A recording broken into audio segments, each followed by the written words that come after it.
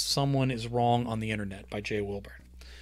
Glinda Glimp Connor burst into the Internet Cafe right across from the Modern Art outside the convention center. The place was packed. This had to be the most business an Internet Cafe in the United States had seen since the early 2000s. Isn't every building in the world an Internet Cafe now? She growled under the deafening noise of the place. She realized she was still wearing her Zen-lined staff pass. With what she was here to do, she might not want to advertise her employer. She slipped the plastic rectangle and the lanyard under her pullover. The word count on this one's 1,725, so it's a pretty short one, less than 2,000. Then it was time to find that bastard. She weaved between tables that were obviously new, but made to look rustic, as if this place in the middle of the city had gone and chopped some raw edge wood for their tabletops. When that jerk had posted a picture of where he was right after all that stuff he said about her father, she recognized the tables, the blurred images of the Modern Art outside, and the reflections of the cafe name in the window. She was in full stalker mode and knew it was crazy, but she was tired of all these lies and terrible jokes told about her late father by cowards behind a keyboard. She was all for Me Too and every other empowerment movement, but her father was a lovely and loving man who lived for her until he died when she was 5. She got the correct angle to recreate that posted picture, identified the window, and recognized the furry, dirty little man in his stocking cap looking like he could be homeless or in style. He must have worn that stupid cap all the time because it was the same one in his profile picture. She moved diagonally through the crowded tables and approached him from behind. Glinda missed her mom. She was calm. She was a calming force in Glinda's life as she navigated a world she sometimes felt she had no place in. Mom helped her figure out her own path even when Glinda had no idea who she was supposed to be. Hell, she still didn't, but most people couldn't tell if you acted like you did. That piece of wisdom came from her dad. She didn't remember all of this from when she was 5, but there were plenty of interviews of him she watched to help her remember him. Her dad had been 80 when he was born. When she was born. 80 when he was born. Her dad had been 80 when she was born, and Mom was exactly half his age at the time. They were very much in love. Glinda had 6 other half-siblings from almost as many other women. Some of them were older than her mom. She never spoke to any of them, and they never called their dad while he was still alive, those few years she had with him.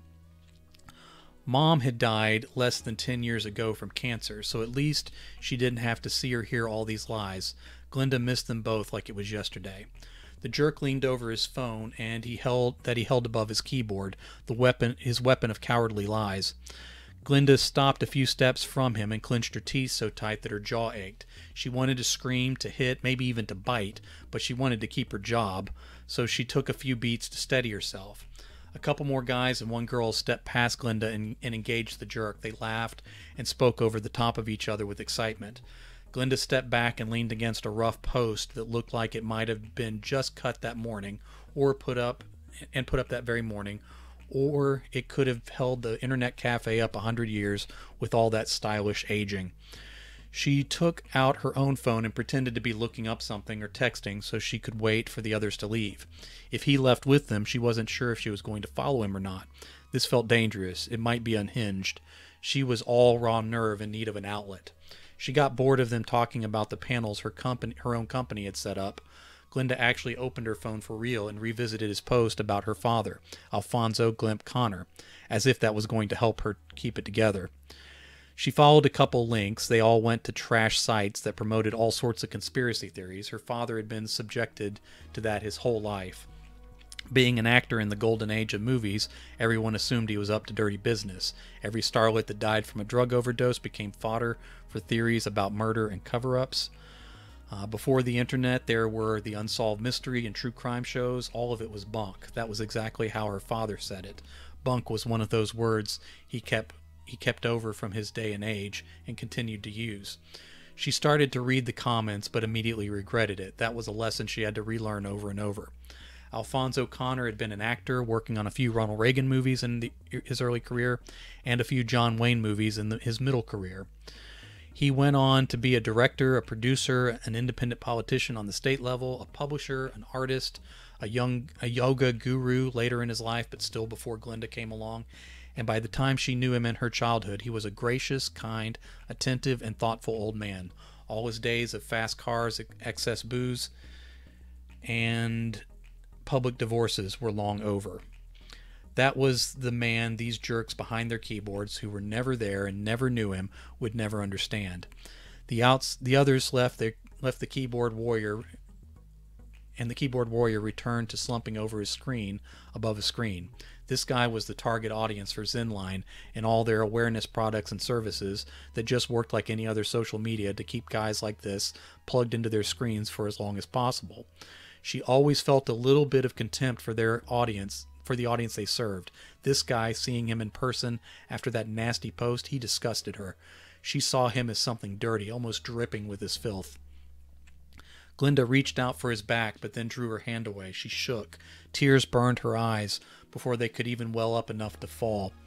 She thought she might throw up. Maybe throwing up on his favorite stocking cap would be all the revenge she ever needed. "I hate you," she breathed out. He looked up, adjusted his glasses, and turned to face her. "Did you say something? Are you okay?" His stool squeaked back along the fake tile on the floor. "Oh, I found a typo. There we go." Looks like this was an edit instead of a reading. More people turned toward them at the noise. Several moved at once to brace her as her knees buckled. She could still hear them all clearly, even as her vision stayed black. I'm okay, she said, while she was still blind. The world formed back around. Most people in the packed cafe were still talking and laughing among themselves. A few squatted around her as she sat leaned back against the rough-hewed post. The decorative splinters hurt the back of her head. He was there too, that lying piece of garbage. His dirty hair stuck out from under his cap. He probably rarely ever took off and never washed. His round, greasy face stared into her with all the concern he did not show her father. He reminded her of those guys who live stream for hours and hours in their sweaty little rooms. She showed her teeth and said, "My father was a good man." He nodded. "I'm sure he is. Are you feeling okay? Do you want me to call an ambulance?" "None of that stuff you say about him is true." He tilted his head and spoke to someone above them. "I think she's confused. We might need to go ahead and call." "I'm not confused about anything," she shouted. Everyone froze. The jerk said, "Okay, we won't do anything you don't want." She shook her head. It was too late for that. "Listen, you," she demanded. "He was never in a sex cult. None of his wives were slaves. He wasn't involved in any of the children who disappeared. No sacrifices, no secret organizations. He was just a kind old man who couldn't hurt anyone." The guy looked up and then squinted at her. "Who are you talking about?" "My father was a good man." "Okay, who's your father? Can I call him or someone else for you?" "I don't want anything from you. I want you to shut the hell up." He held up his hands in surrender and stood before backing up a couple steps. Glinda fought her way to her feet. She felt weak, but a new wave of dizziness passed on its own. "What you say hurts people. I don't know who you are or what you're talking about, you crazy..." He looked at the others standing around and just shook his head without finishing. She pointed at him as she moved toward the door. "Not so easy to say mean things when others are around, is it?" "I don't know." He looked at the rest of the gathered strangers and appealed to them. "I don't know her. I've never met her before. I don't know what she's talking about." "I hate you," she cried again and hit the door with both hands. The guy turned around and yelled out, "Someone took my computer. Hey, was this some kind of distraction? Stop her." Glinda was already out the door and crossing to the convention center again. She had no idea who took his computer, but she thought it served him right. Her father couldn't have done any of that stuff, no matter how many people said he did. Maybe losing his laptop would slow down his lies for a while. One down, a billion more to go, she muttered to herself as she fished her staff pass out of her pullover to get back into the center.